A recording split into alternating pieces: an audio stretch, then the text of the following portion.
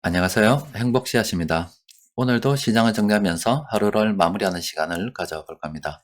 오늘은 옵션 만기일입니다. 프로그램이 이 시장을 가지고 노는 그런 날이었는데 그 와중에서도 외국인 투자자들은 정말로 매수에 진심이었습니다.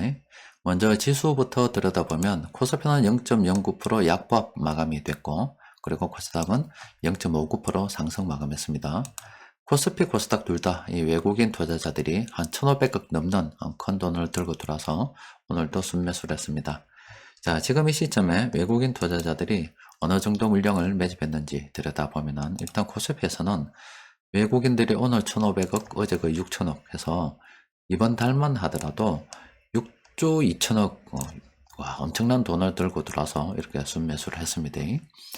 지금 우리나라 시장만 이렇지 유럽 주요국 증시나 미국 시장 같은 경우는 이미 이 정고점 근처에 있거나 넘어섰습니다.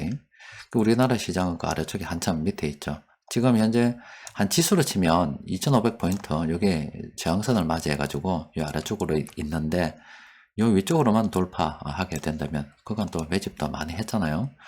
그러면 우리도 이 다른 나라들처럼 이렇게 뭐 간것 뭐 공백 이걸 갖다가 채우지 않을까 싶어요. 우리도 키 맞추기 합니다. 자, 외국인들을 매매 좀 더 들여다보면은 외국인들이 물량을 매집하는 동안에 지수 그렇게 많이 오르지 않았죠. 변동성이 크게 박스권 이렇게 흘렀잖아요. 외국인들의 저런 매매 기술 이게 금융공학입니다. 새끼들이 돈을 이용해서 뭐 선물 옵션 그러니까 파생시장, 현물시장 왔다 갔다 잘 조절하면서 물량을 갖다 계속 늘려가고 있어요. 이게 이제 돈 가진 자의 힘이죠, 이게. 우리가 뭐 저 정도 돈이 있으면 참 좋겠습니다만은 없기 때문에 저 외국인들이 우리 또 시장에 수급을 거의 다 장악을 하고 있잖아요. 그래서 우리는 외국인들이 매집을 하면은 계속 따라가는 게 더 유리합니다. 코스닥 같은 경우도 이번 주에 많이 매수했는데 이번 달에 많이 매수했습니다. 어느 정도 매수했냐면 한 1조 1천억 원 정도 이렇게 매수를 했습니다. 코스닥도 외국인들이 매집하는 이런 종목들 찾아서 우리가 많이 매수를 해야 됩니다. 중간중간에 뭐 수익 났다, 뭐 손해봤다, 이런 여러 가지 이야기가 있을 수도 있습니다만은, 이 주식은 이렇게 중간 등락은 많지만, 점점 이 등락이 쭉 향하는 것은 이 우상향으로 향하게 되어 있습니다. 이렇게 향하는 이유는 돈이 계속 늘어나서 그렇습니다. 그러면은 이 중간중간에 우리가 이 등락을 잘 이용해 가지고 좀 순환매매에서 물량을 점점 시간의 흐름에 따라서 이렇게 많이 들고 있다 그러면은 중간중간에 내가 얼마 벌었니 말았니 이는 전혀 상관이 없어요. 최종적으로 내가 아이고 2만 원만 됐다 난 끝낼란다 하는 시점에 물량을 많이 들고 있는 사람들이 이기게 되어 있습니다. 그래서 물량을 지금은 많이 모아가야 될 때입니다. 또 그리고 최근에 여러분들께 검언 이런 이야기들도 많이 해드렸는데 잠시 뭐 말 온 김에 소개해드리면은 역사적으로 볼 때 평균입니다. 금 하나에다가 은이 한 15개 정도 있으면 교환이 됩니다. 은을 15개 정도 들고 가면 금 하나를 교환할 수가 있단 말이죠. 여러분들 그 애덤 스미스 아시죠? 그 사람이 한참 이 경제에 대해서 연구를 할 때 금 하나에 한 은이 한 12개 정도 있으면 이렇게 교환이 되는 그런 시장이었습니다. 그런데 이게 조금 시간이 좀 흘러서 지금 현재는 어떻게 돼 있냐면은 여러 가지 이유가 있겠죠. 뭐 여러 가지 설들은 또 많습니다. 자, 미국이 금 가격을 누르고 있다. 달러 가치를 보존하기 위해서 금 가격을 누르고 있다. 이런 이야기들도 있고, 은도 지금 모 투자 회사가 선물 시장을 이용해서 은 가격도 누르고 있다. 이런 이야기들이 나오고 있는데 현재는 어떻게 되냐면 금 하나에 은이 한 80개 정도 있어야 하나가 교환이 됩니다. 그러니까 다른 말로 하면은 은은 비정상적으로 현재 저평가되어 있다는 겁니다. 그러니까 모 투자 회사가 금은 정부에서 워낙 개입이 심하니까 매집하기 힘들어서 은으로 선회를 해가지고 은을 물량을 모아가는 것으로 추정이 되는데 그 자석들이 선물 시장을 잘 이용을 해가지고 은 가격을 눌러서 이렇게 물량을 많이 매집하고 있다 이렇게 추정이 되는데 어쨌든 은이 저평가되어 있죠. 우리가 이렇게 주식시장 앞서 오르는 거, 이렇게 쭉 오르는 거, 돈이 많이 늘어나서 그렇다라고 말씀드렸잖아요. 그러면 결과적으로 역사적으로 볼 때 돈이 휴지가 되게 되면은 다시 금과 은으로 획이 되게 돼 있습니다. 그럼 가장 최근에 그 리셋된 적이 언제냐면은 1945년에서 1971년도까지 금 이꼴 1달러 이렇게 교환 비율이 성립되던 시기였고, 그 이후에는 이거 뭐 깽판을 놨습니다. 금하고 달러하고 연동을 안 한다 해가지고 이때부터 조기 돈이 막 엄청나게 늘어나는 그런 시기를 경험하고 있죠. 그런데 이 돈이 늘어나는 거는 뭐 보통 정해져 있잖아요. 전쟁이 있으면 일단은 죽든지 말든지 전쟁부터 이겨봐야 되기 때문에 보통 돈이 엄청나게 많이 늘어납니다. 지금 중국도 그렇고 뭐 유럽도 그렇고 미국도 그렇고 우리나라도 그렇고 세계 각국은 군비 경쟁 중입니다. 그 무기가 엄청나게 많이 지금 늘어나고 있죠.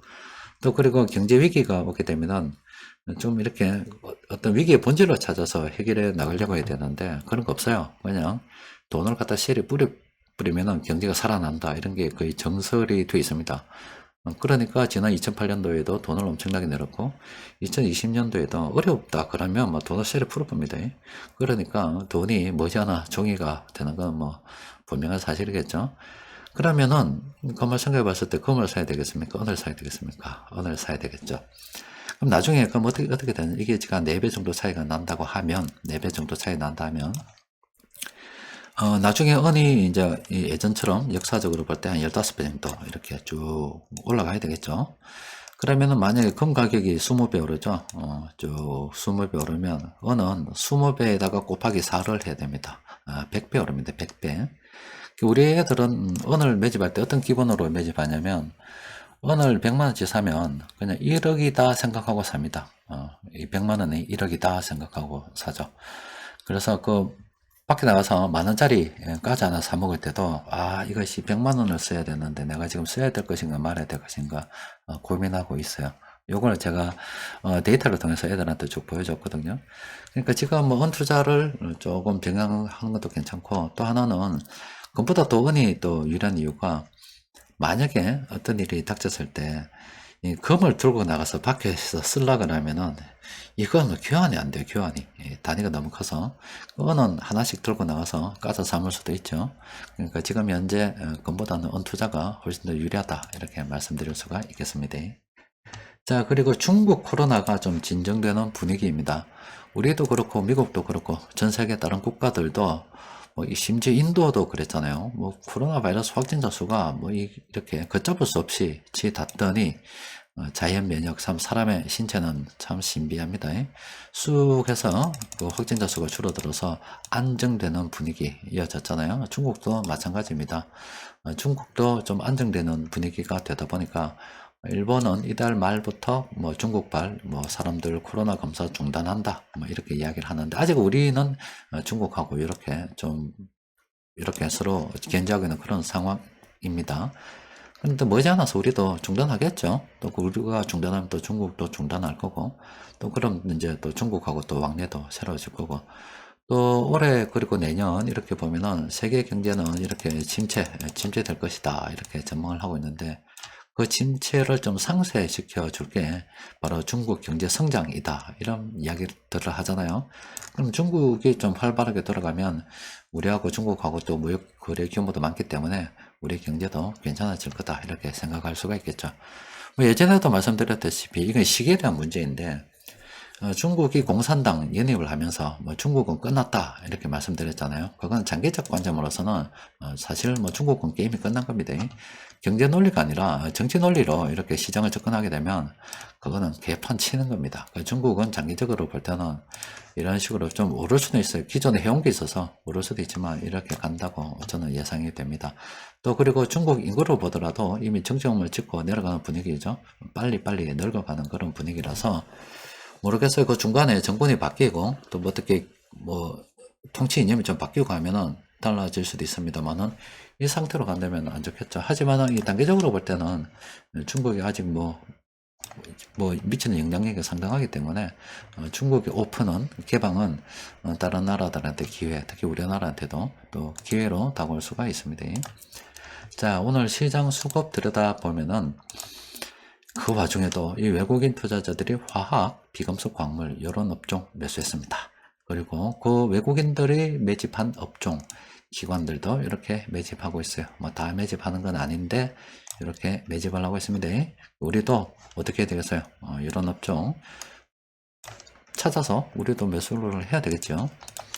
수급 분석대 검색을 통해서 오늘 세력들이 공통적으로 매수한 종목 살펴보니까 오늘은 4개밖에 안 됩니다. 별로 없어서 들여다보도록 합시다. GK1.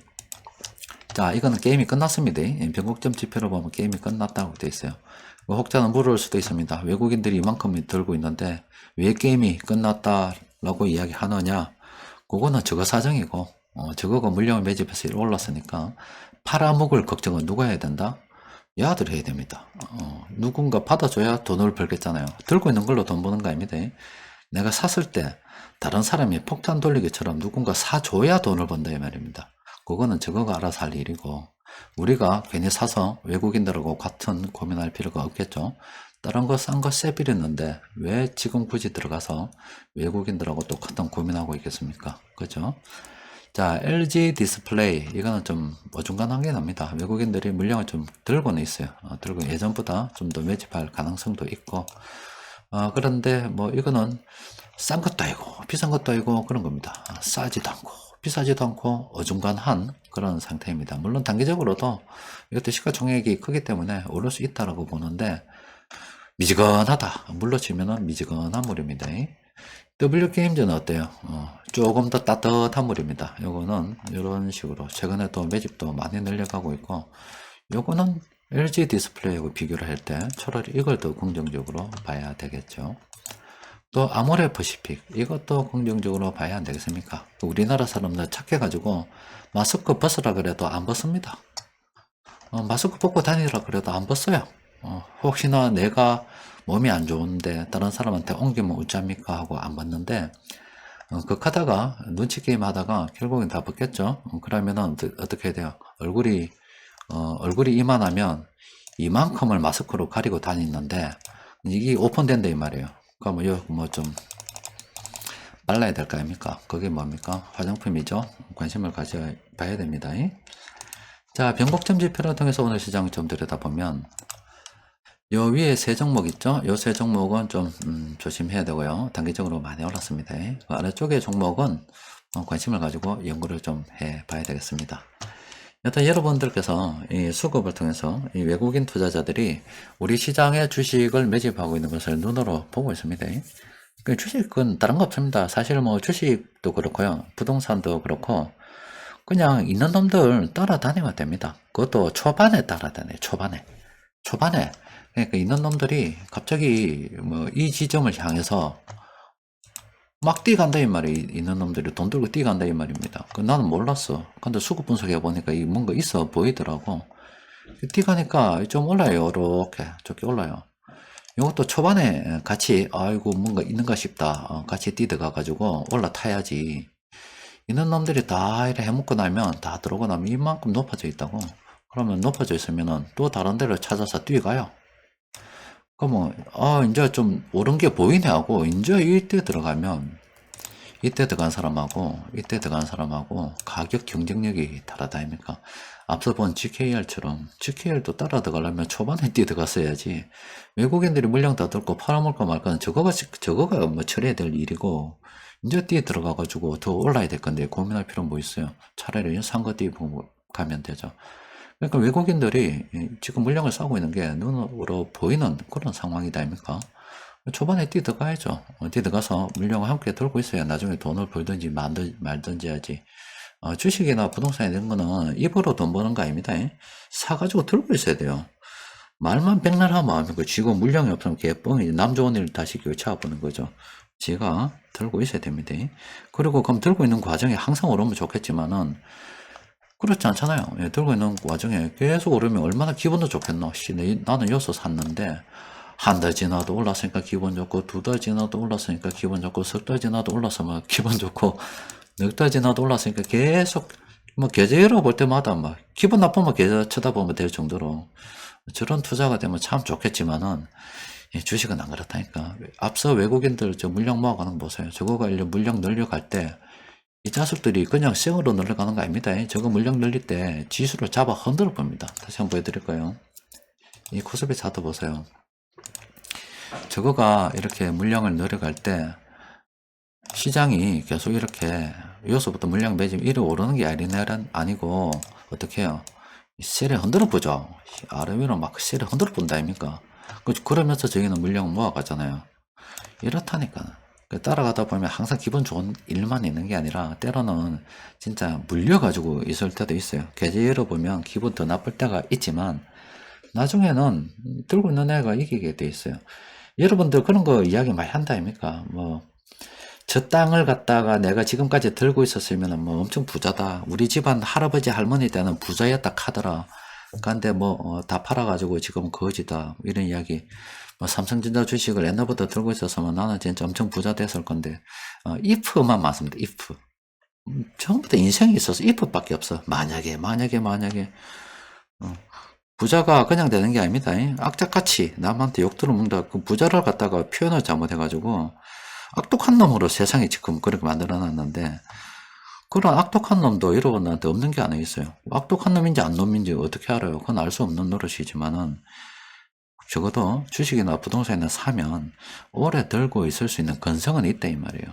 쫄쫄 굶으면서 손가락을 빨지라도 나는 있는 거 절대 안 판다 들고 있는다는 그런 근성이 있다 이 말이에요. 어쨌든가 내가 부동산이든 집이든가 주식이든지 들고 있으면서 이 고비만 넘기면 된다라고 하면서 악착같이 노력해서 그 고비를 넘긴 거예요.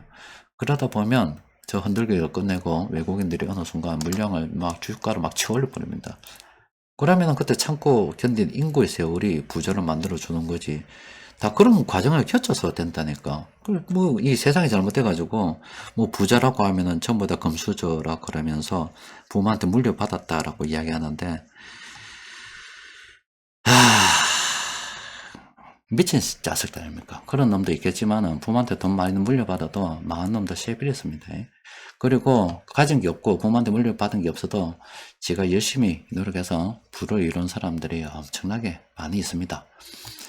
좀 배울 걸 찾아봐야지. 어쨌든 간 세상의 어떤 불합리한 것만 쳐다보면서 지한테 유리한 쪽으로 하늘에서 감 떨어지지 않나. 백날 쳐다보세요. 감이 떨어지느냐. 부자가 되고 싶으면 견딜 수도 있어야 됩니다. 지금은 물량을 모아갈 때입니다. 자, 오늘 여기까지 정리하도록 하겠습니다. 이상입니다.